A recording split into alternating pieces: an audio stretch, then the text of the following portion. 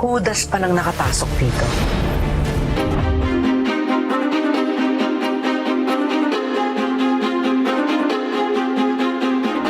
Huwag ka nang magpatingin-tingin dyan. Ikaw ang tinutukoy ko, Vanessa. Ano naman ang pumasok sa kokote mo at tinanggap mo yung kaso laban kay Rowena Aguilar at yung magnanakaw niyang katulong? Exodus chapter 20 verse 15, Thou shalt not steal. Nasa Biblia yon. Nasa konstitusyon din po that every person has the right to have a counsel. Article 3, Section 12. Sinabihan ka na namin na huwag mong tanggapin yung kaso. She's a family friend. Ma, she's just doing her job.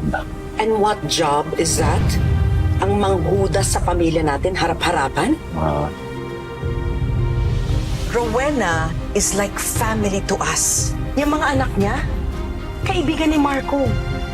Half of the people I invited here tonight know her. Ano na lang ang sabihin ng mga kaibigan ko na ang manugang ko ipinagtatanggol ang magnanakaw niyang katulong.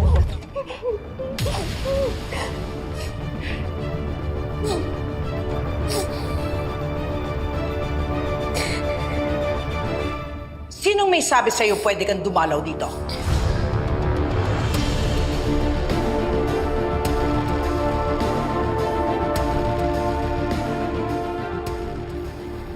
Bumalik ka sa kulungan mo, kriminal ka.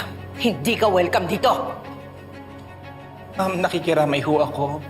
But with all due respect, si Vanessa pa rin ho ang nanay ni Luigi. Karapatan niyong hong dumalaw at pagluksaan ang anak niya. Kung meron dapat pagluksaan, ikaw yon. Ikaw ang dapat namatay, hindi si Carlito at Luigi. Sana nga. Sana ako na lang yung napatay, hindi yung anak ko. Dahil wala na masasakit pa sa nanay na nawala ng anak. Oh, come on. Huwag mo akong dadaanin sa pagganyan-ganyan. Kaya sila namatay dahil sa'yo. Kaya sila nakaratay dahil sa'yo. You killed them! Hindi ko ginusto to, Ma. Aksidente yung nangyari. Hindi ho si Vanessa ang sumagasa sa kanila.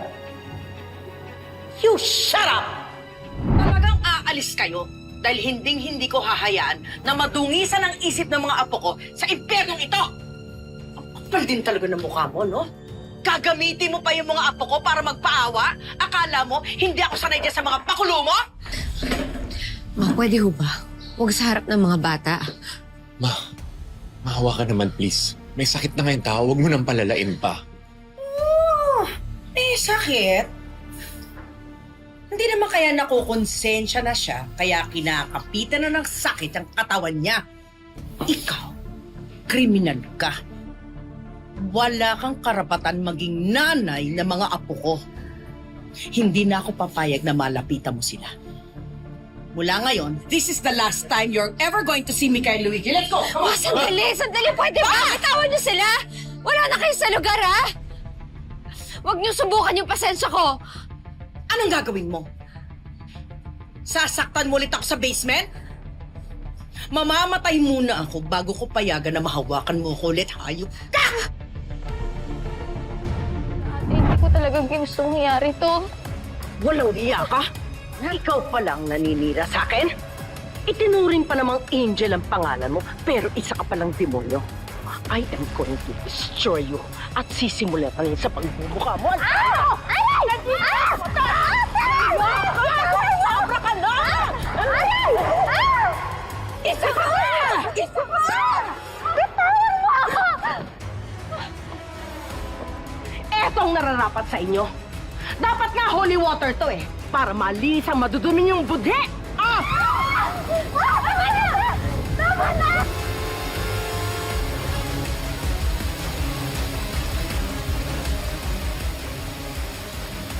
Ano ba? Ano ba?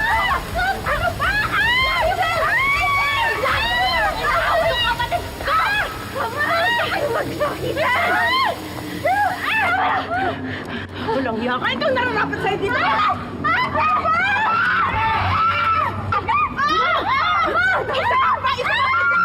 Itong nababagay sa inyo! Mga panira kayo sa akin! No! Angel, help me. Buhay ako dahil sa kanya. Kasama niyo ngayon ako dahil nagmalasakit ang babaeng to at iniligtas niya ako. This is the least I can do for someone who helped save my life. Ma, be reasonable. Yang babae niya na may kasalanan kung bakit nagkagulo-gulo ang buhay ng asawa ko.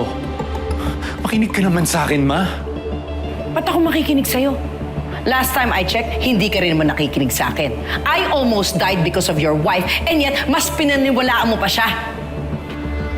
So yes, dito natitira si Angel. Ma, hindi mo alam yung ginagawa mo. Nagpatira ka ng kriminal dito sa bahay natin. Kriminal! Look, Marco, kahit magkapatid sila, malayong-malayo ang ugali ni na Vanessa at ni Angel. Para silang si Cain at Abel. One is righteous, and the other one has a warrant of arrest. You wanna guess who's who? Wait. Anong sinasabi mo, Ma? Si Vanessa may warrant of arrest? Pagbabayaran niya ang lahat ng kasamaang ginawa niya. Ano ba ginagawa mo dito? Saan po yung kuhanan ng apple juice? Patingin nga na kamay. Halika dito. Ay! Mama, ano pong ginagawa niyo? Buksan mo yan! Buksan mo! Bitawan! Hindi! Aray! Buksan mo yan! Aray!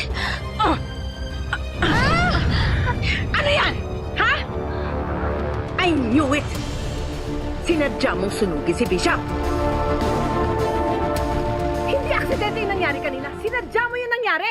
Hindi ko po alam yung pinagsasabi niyo. Bitawan niyo ako! Ano ba? Aray! Teka muna. Bakit mo ba ginawa to, ha? Bakit mo ginawa to? Nasasaktan ako! Bitawan mo ako! Bakit mo ginawa to, ha? Aray! Para Bitawan niyo! magkagulo kami dito? Para ipahiya mo ko? Ano ba? Nasasaktan po ako! Talagang sasaktan? Aray! Mikay! Akala mo Mikay, tulungan mo! ka sa akin? Aray! Hindi na! Aray! Ate! Kapal din naman talaga ng mukha mo kung gusto mo akong hiwalayan. Bahala ka, pero wala kang karapatan ilayo sa akin ng mga anak ko. This is the price you pay sa pagsira sa pamilya natin.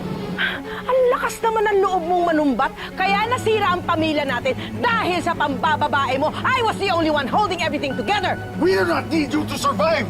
Doon ka sa lalaki mo! Hindi ka namin kailangan! Tama na! Tama na, Dad! Ano? Hahayaan niyo lang gawin niya sa akin to? Hindi niyo ako tutulungan!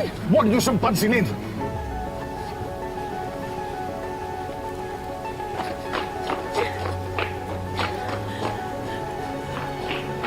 Ikaw ang may kasalanan nito. Diba, may kasunduan tayo that we were going to keep this between the two of us. Kunyari ka pang dinadamayan mo ko. Yung pala, ilalaglag mo ko. Ma, hindi ako. Wala akong pinagsabihan. Love, alam mo na to. Sinungaling ka talaga eh.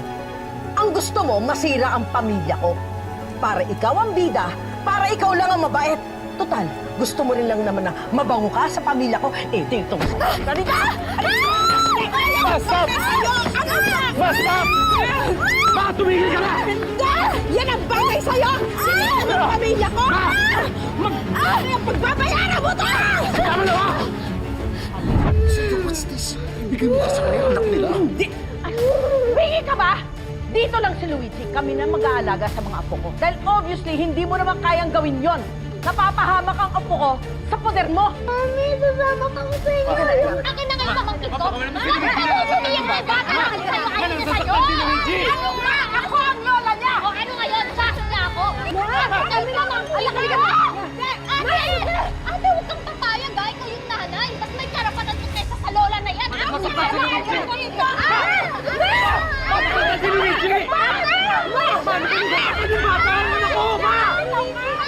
Mabitaw! Ano ba? Bigyan mo sa kanya si Luigi. Ako na lang. Just focus on me. Bigay mo na to. Hindi! Ma, ano ba? Kahit ako hindi papayag sa gusto mong mangyari. Maputing ina si Vanessa. Alam ko yun dahil asawa niya ako. Bulag ka ba o nagtatanga-tangahan lang? Isang araw pa lang nawala, naglayas ka agad tong anak mo. Trabaho ng asawa mo, alagaan siya. Pero hindi niya kayang gawin yon dahil walang kwentang ina yung asawa mo! How dare you speak to me that way? Alam mo, dapat matagal na akong tumutol sa relasyon. Eh, dati ka pa naman tutol, ma eh! Ano Ano pa bang kailangan kong gawin? Ha? Naging mabuti naman akong ina, mapagmahal na asawa. Sunod-sunuran na ako sa'yo, ma! Wala kang pwedeng gawin para tanggapin kita. Dahil pinagtitiisan lang kita, pinagtsatsagaan kita, kahit kailan hindi kita tatanggapin para kay Marco. Alam mo bakit? Kasi selfish ka. Makasarili ka. We cannot communicate anymore. Ito na ang huli nating pagkikita. Kalimutan mo na ako. Kung yan yung gusto mo, wala naman akong magagawa dun eh.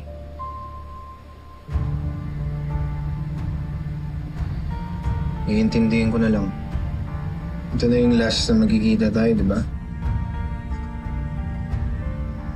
So, baka pwede naman nating sulitin tong gabi na to.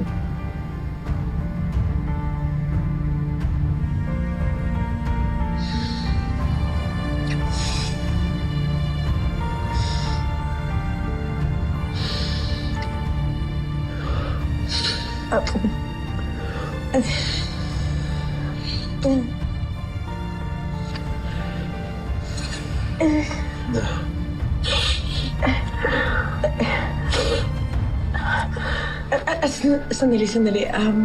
Alam mo namang hindi pwedeng madumihan yung mga damit ko mula sa bahay, di ba? Magbibihis lang ako. Okay?